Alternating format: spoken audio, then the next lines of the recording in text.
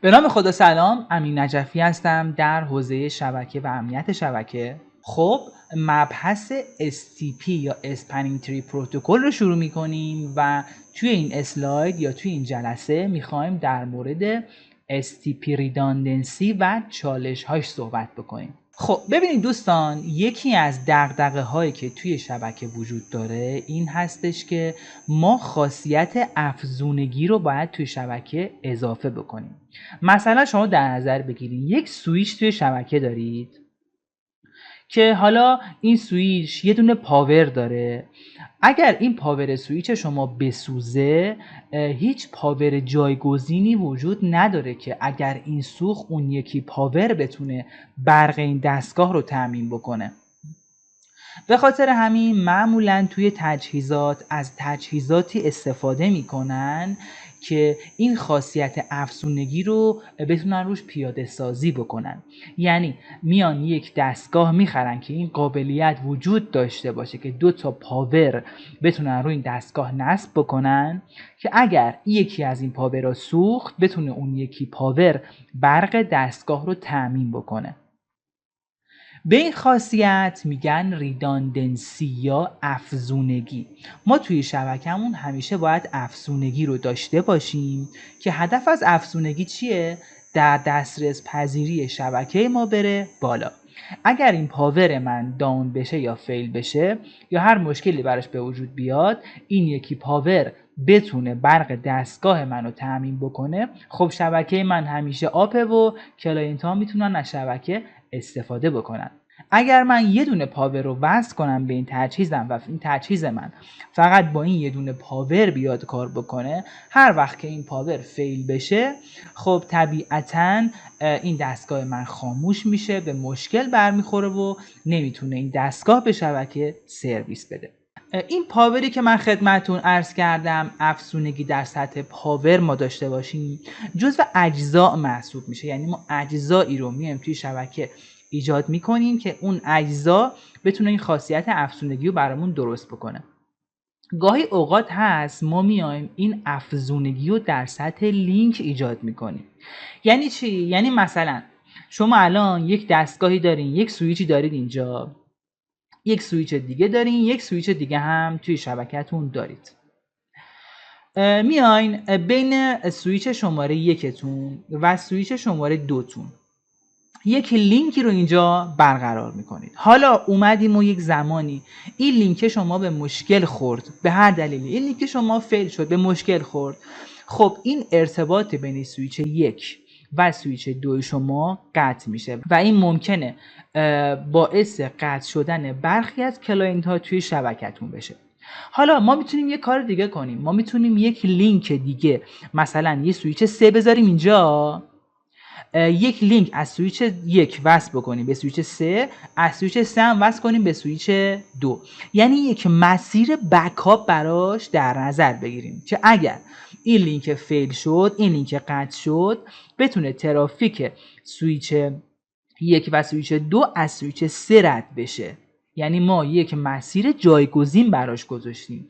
به این طریق تونستیم ریداندنسی یا افزونگی رو ایجاد بکنیم بین سویچ 1 و 2 که اگر این لینک فیل شد مسیر بکاپ، مسیر جایگزین داشته باشیم براش. اینجوری تونستیم اویلیبیلیتی یا در دسترس پذیری شبکمون رو ببریم بالاتر. پس دوستان، همین اولش خدمتون عرض بکنم که هدف این هستش که اویلیبیلیتی یا در دسترس پذیری شبکمون رو ببریم بالاتر. حالا ابزاری که ما اینجا داریم ابزار ریداندنسی یا افزونگی هست. حتی دوستان توی اون مدلی که توی جلسه های قبل خدمتون عرض کردم، مدل 2 تیر و 3 تیر که اینجا 3 تیر رو داریم میبینیم، یا 3 سطحی یا 3 لایه‌ای، که هر لایه پایینی مثلا شما دیوایس هایی که توی لایه اکسس دارن کار میکنن، مثلا سویچ های 2960 تون که اومدن به سویچ بالا دستش وصل شدن. ببینید، نگاه کنید، یه دونه لینک ما اینجا گذاشتیم اومده به سویچ بالا دسته وصل شده، یه لینک دیگه هم اینجوری اومدیم گذاشتیم براش، یعنی ما اومدیم لایه اکسسمون، این دیوایسمون رو با 2 تا لینک به لایه دیستریبیوشن وصل کردیم که اگر این لینک فیل دادش، ترافیک این سویچ اکسس از لینک بکاپش بره، از روی این لینک بره و به این طریق ما تونستیم افزونگی رو درست کنیم. یعنی از لایه اکسس ما 2 تا لینک وصل کردیم به لایه دیستریبیوشن، افزونگی رو اینجوری ایجاد کردیم که اویلیبیلیتی شبکمون یا در دسترس پذیری شبکمون بره بالا.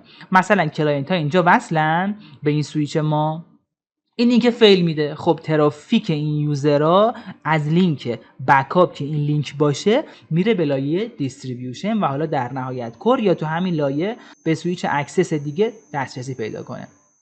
اگر خب این لینک هم فیل بشه کلا دیگه هیچ دیگه، کلا جفت لینک ها فیل شده و کلا ارتباط قطع میشه.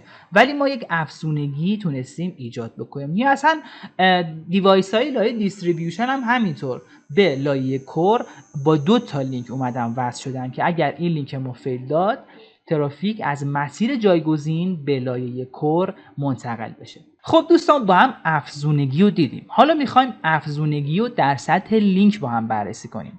حالا ما 3 تا سویچ رو مثلثی به هم وصل میکنیم. سویچ 1، سویچ 2، سویچ 3. اینا رو خب طبیعتاً با لینک هایی به هم وصل کردیم.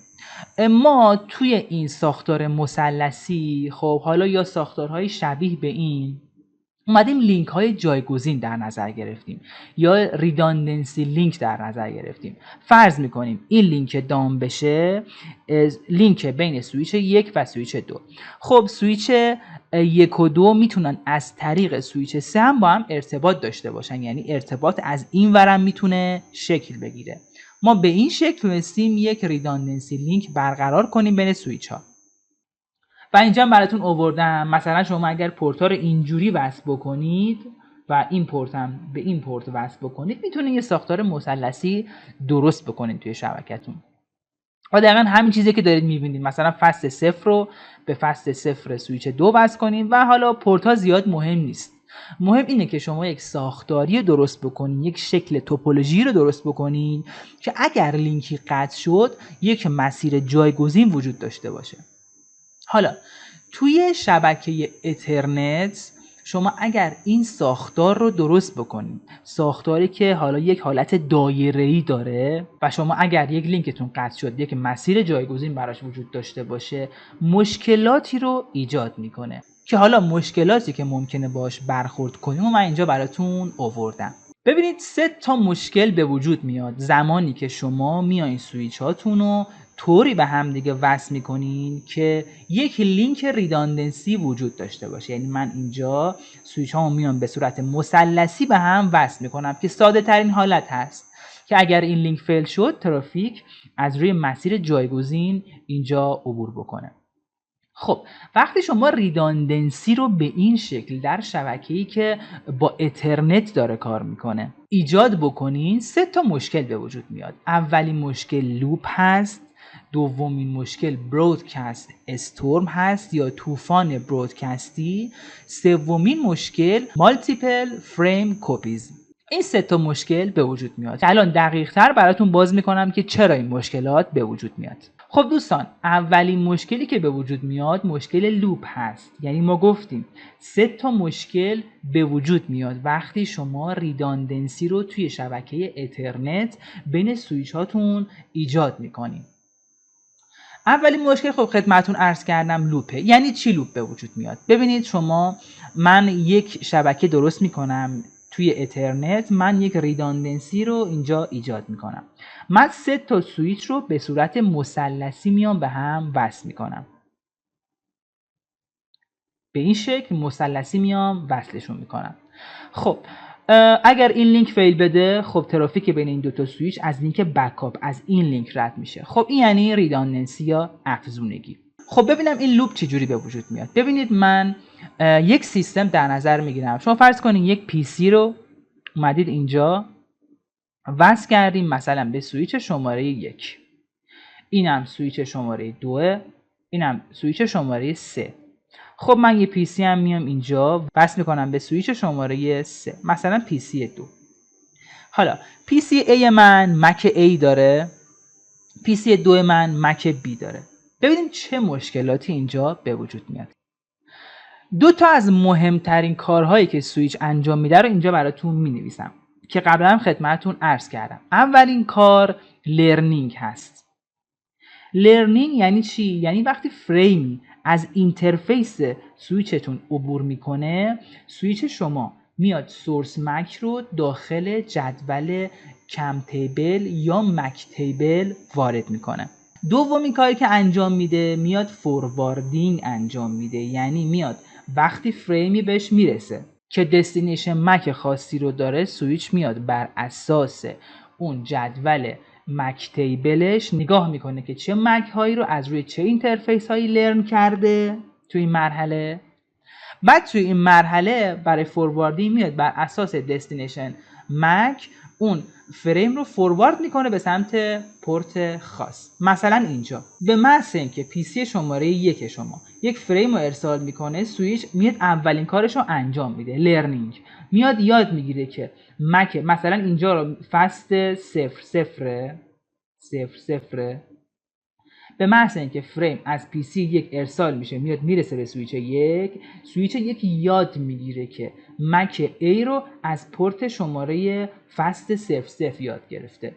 یا توی اینجا وقتی پی سی 2 شما فریمی ارسال میکنه به این اینترفیس سویچ شما، سویچ 3 شما میاد یاد میگیره، میگه مک B رو من از مثلا فست 01 یاد گرفتم.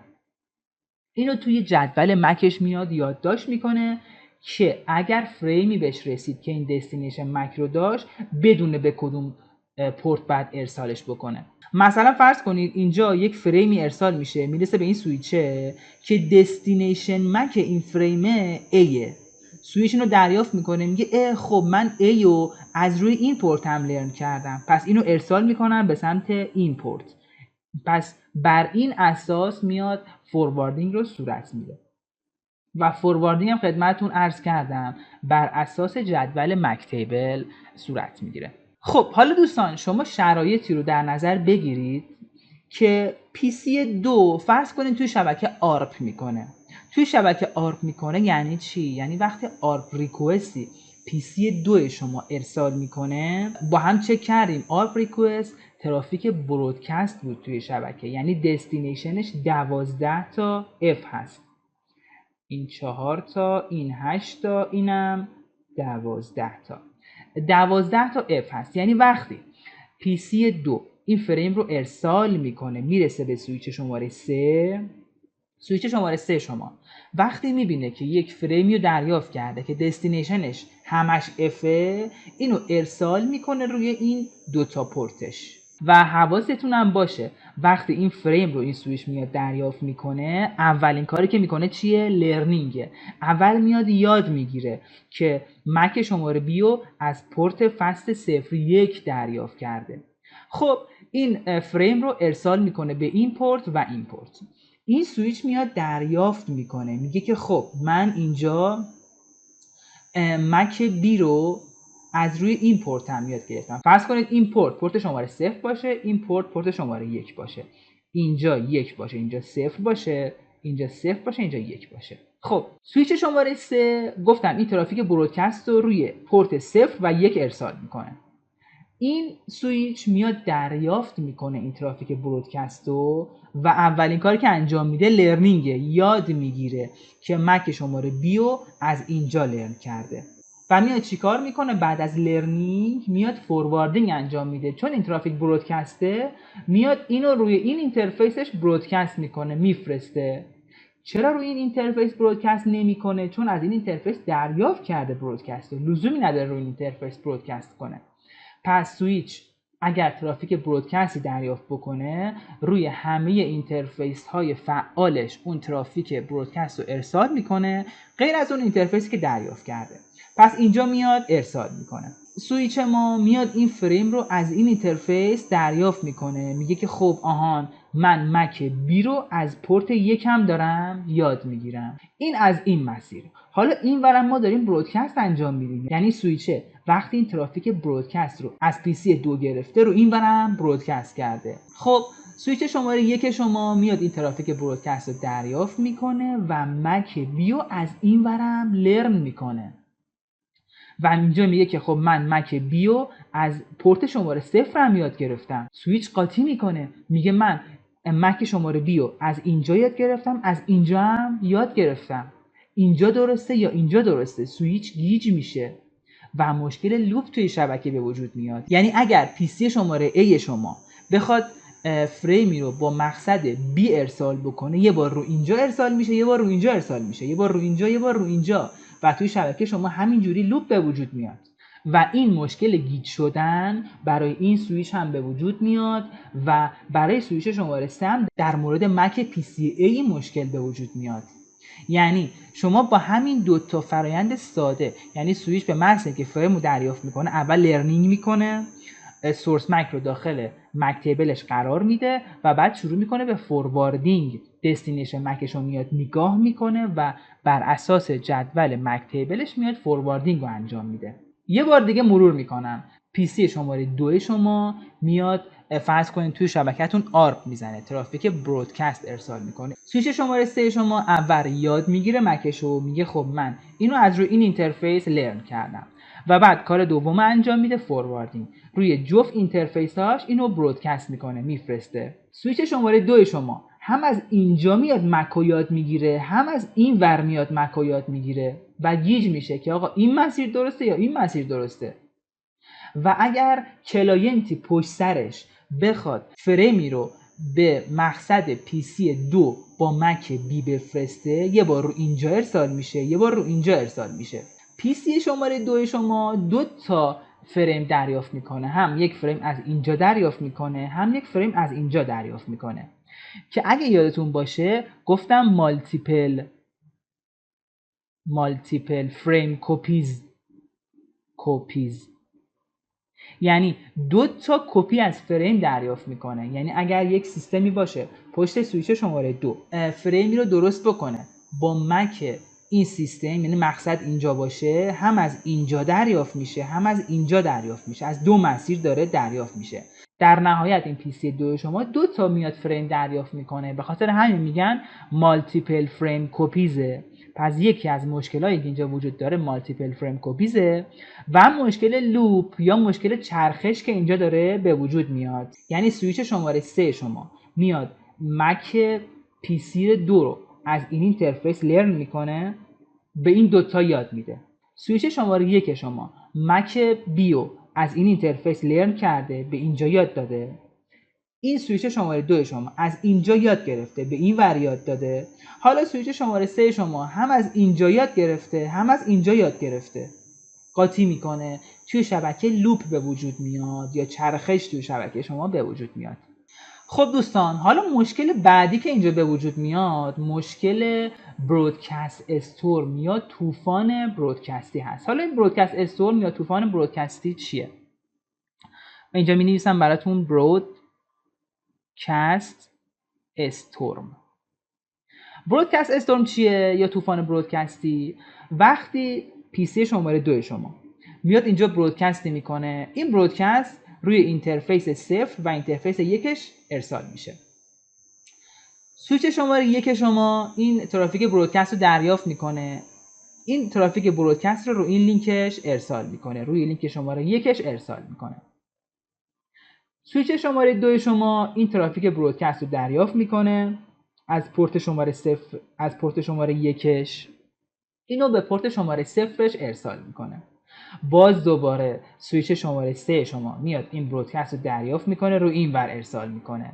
سویچ 1 شما برودکست رو از اینجا دریافت میکنه، این ور ارسال میکنه. همین جوری این روال انجام میشه به شکلی که این ترافیک برودکست حجمش میره بالا، حجمش همینجوری میره بالا و سویچ ها انقدر سی پی یو لودشون میره بالا و کل شبکه شما داون میشه. به این میگن طوفان برودکستی که اول خیلی کوچیکه، اول این ترافیک برودکست شما خیلی کمه، همینطور که زمان میگذره این ترافیک برودکست میره بالا مثل طوفان توی شبکهتون زیاد میشه و کل شبکهتون رو داون میکنه.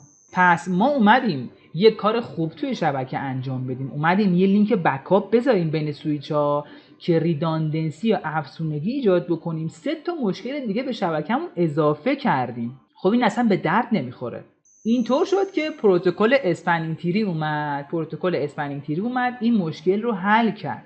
یعنی شما اگر توی شبکه‌تون از پروتکل اسپنینگ تری استفاده بکنین، لینکاتون رو اینجوری هم به هم وصل بکنین، پروتکل اسپنینگ تری میاد یکی از لینک ها رو به صورت نرم افزاری بلاک میکنه که ترافیک از روی این لینک رد نشه و به این شکل شما میتونید افزونگی داشته باشین توی شبکه‌تون با پروتکل اسپنینگ تری. پس دوستان حواستون باشه، ما اگر ریداندنسی توی شبکه داشته باشیم 3 تا مشکل به وجود میاد: مشکل لوپ، مشکل برودکست استورم و مالتیپل فریم کپیز به وجود میاد که در مورد 3 تاش من صحبت کردم که اگر خواستین خیلی قشنگتر درکش بکنین، یادتون باشه 2 تا از مهمترین کارهایی که سویچ انجام میده همون لرنینگ و فورواردینگ هست. یعنی اول میاد لرن میکنه، اون فریمی که بهش میرسه سورس مکش رو یاد میگیره، توی جدول مک تیبل قرار میده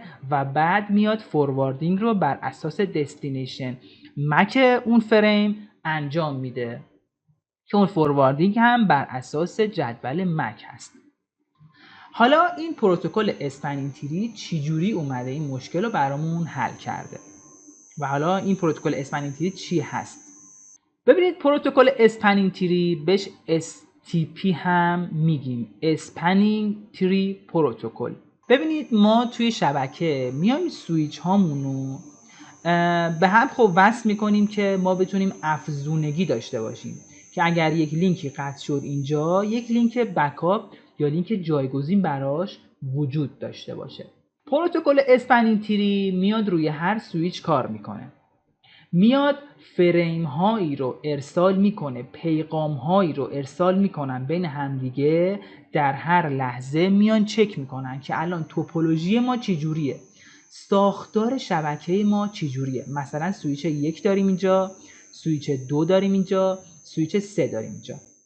بین این سویچ 1 و 2 و 3 میاد بسته های اسپنینگ تری، بسته هایی که خودشون میدونن چیه ارسال میکنن بین همدیگه که در هر لحظه بیان این ساختار رو بررسی بکنن و اگر این ساختاری باشه که برای ما اون 3 تا مشکل رو به وجود بیاره، مشکل لوپ، مشکل مالتیپل فریم کپیز و برودکست استورم، برای ما اگر بخواد اون مشکلات رو به وجود بیاره، میاد یک یا چند تا از لینک ها رو بلاک میکنه. مثلا شما در نظر بگیرید یه شبکه‌ای دارین که مثلا افزونگی داره و پروتکل اسپنینگ تری روش ران و فعاله. اسپنینگ تری میاد با فرستادن بسته های بین سویچ ها متوجه میشه که اینجا ما یک ساختار لوپ داریم، یک ساختار دایره‌ای داریم که ممکنه اون 3 تا مشکل برامون به وجود بیاره. میاد یکی از این لینک ها رو بلاک میکنه. اگر یکی از این لینک ها بلاک بشه، شبکه ما اینجوری میشه. مثلا براتون فرض کنید اینا سویچه، شبکه ما اینجوری میشه و سویچ ها با هم اینجوری ارتباط برقرار میکنن. حالا اومدیم و این لینک قطع شد. سویچ میاد چیکار میکنه؟ این لینک بکاپ رو که خودش بلاک کرده بود و قرار میده به عنوان لینک اصلی. یعنی توپولوژی شما اینجوری میشه. توپولوژی شما به همچین حالتی در میاد. پس به صورت لایو و به صورت لحظه‌ای این پیغام ها بین سویچ ها رد و بدل میشن و چک میکنن که ببینن این ساختار لوپ اینجا به وجود اومده یا نه. اگر احساس بکنن که ساختار این توپولوژی لوپه و حالت دایره‌ای داره و ممکنه اون 3 تا مشکل رو به وجود بیاره، یک یا چند تا از این لینک ها رو میاد بلاک میکنه. و به محض اینکه توی شبکه شما فیل صورت گرفت، مثلا شما اینجا در نظر بگیرید پروتکل اسپنینگ تری اومده اینجا این لینک رو بلاک کرده. حالا این لینک شما قطع میشه، بعد ترافیک بره روی این لینک دیگه. پروتکل اسپنینگ تری به صورت لایو در لحظه متوجه میشه که این لینک قطع شده، این لینک رو میاد بازش میکنه که ترافیک از اینجا بین سویچ ها رد و بدل بشه و شما هم افزونگیتون رو داشته باشین، همون 3 تا مشکل لوپ، مالتیپل فریم کپیز و برودکست استورم رو نداشته باشید. حالا دوستان چرا اسمش اسپنینگ تریه؟ درخت چه ویژگی داره که اسم درخت رو گذاشتن رو اسم این پروتکل؟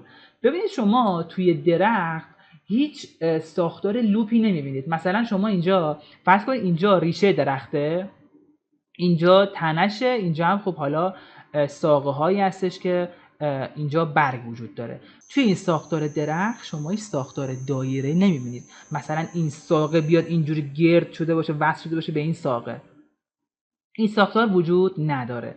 به خاطر همین گفتم ما یک ساختار درختی توی هر سویچ داریم که اگر لینکی قطع شد باز دوباره با ارسال اون بسته ها یه درخت دیگه میاد تشکیل میشه. یعنی وقتی پروتکل اسپنینگ تری شما داره کار میکنه، شما 3 تا سویچ دارید اینجوری، خب میاد اسپنینگ تری یک درخت میکشه، میگه که این درخت منه، یک درختی میاد میکشه. حالا این لینک میاد قطع میشه، اسپنینگ تری میاد باز دوباره درخت دیگه میکشه. اینجا من میکشم براتون، این درخت رو میاد میکشه. یعنی در هر لحظه توی مغز هر سویچ یک درختی تشکیل میشه که به محض اینکه لینک فیلر به وجود میاد در آن واحد میاد حساب میکنه که خب الان این لینک قطع شده، بیایم باز دوباره یک درخت بکشیم که ترافیک رو از این درخت جدیده منتقل بکنیم.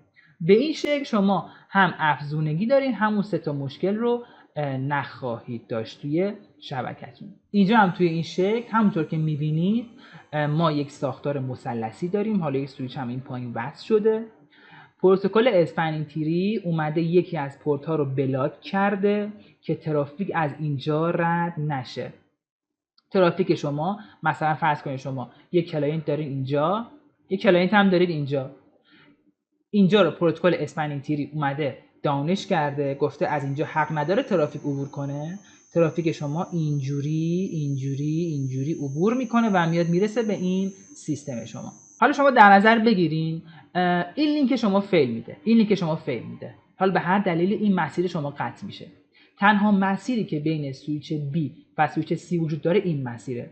پروتکل اسپنینگ تری میاد باز دوباره درخت دیگه میکشه. یعنی وقتی توپولوژی چنج توی شبکه صورت میگیره این لینک شما قطع میشه، یعنی در اصل این مسیر قطع شده. اینجا میاد یک درخت میکشه، میگه خب بین سویچ B شما و سویچ C شما یک مسیر دیگه اینجا وجود داره.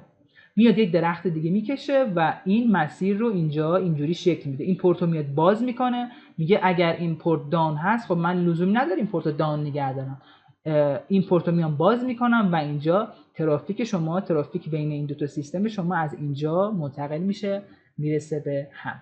پس کلیت ماجرا اینه که پروتکل اسپنینگ تری یک پروسه هستش که روی سویچ ها میاد اجرا میشه، بسته هایی رو میاد بین سویچ ها منتقل میکنه، بسته های اسپنینگ تری که حالا جلوتر صحبت میکنم در مورد BPDU. بسته هایی رو میاد ارسال میکنن بین همدیگه، در لحظه متوجه توپولوژی شبکه میشن و اگر نیاز باشه میان پورت خاصی رو دام میکنن که اون ساختار دایره‌ای به وجود نیاد که در نتیجه اون 3 تا مشکل لوپ، مالتیپل فریم کپیز و برودکست استورم به وجود بیاد توی شبکتون، که حالا جلوتر خیلی دقیق‌تر، خیلی کاملتر براتون من این راه اندازی میکنم، توضیح میدم نحوه کار کردشو.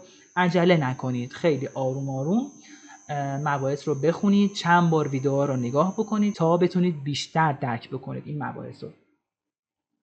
پس دوستان با هم دیگه بررسی کردیم که ریداندنسی چقدر خوبه. ما اگر ریداندنسی توی شبکه‌مون داشته باشیم خیلی برای ما مزیت داره، ولی توی شبکه اترنت روی سویچ هایی که از تکنولوژی اترنت یا استانداردهای 802.3 802.2 دارن استفاده میکنن، اگر ما ریداندنسی توی اون شبکه ها ایجاد بکنیم برای ما این 3 تا مشکل رو به وجود میارن. در مورد 3 تا مشکلش براتون صحبت کردم که چطور این 3 تا مشکل به وجود میاد و در مورد پروتکل اسپنینگ تری هم که در لحظه میاد بررسی میکنه. اگر شبکه شما شبکه‌ای باشه که ساختارش لوپ ایجاد کنه توی شبکتون، برودکست استورم ایجاد کنه توی شبکتون، مالتیپل فریم کپیز ایجاد کنه توی شبکتون، میاد در آن واحد یک یا چند پورت رو داون میکنه که اون مشکل براتون به وجود نیاد. که در آن واحد شبکه شما افزونگی هم داشته باشه. خب امیدوارم که از این ویدیو لذت برده باشین. شما رو به خدای بزرگ و مهربان میسپارم. خدا یار و نگهدارتون.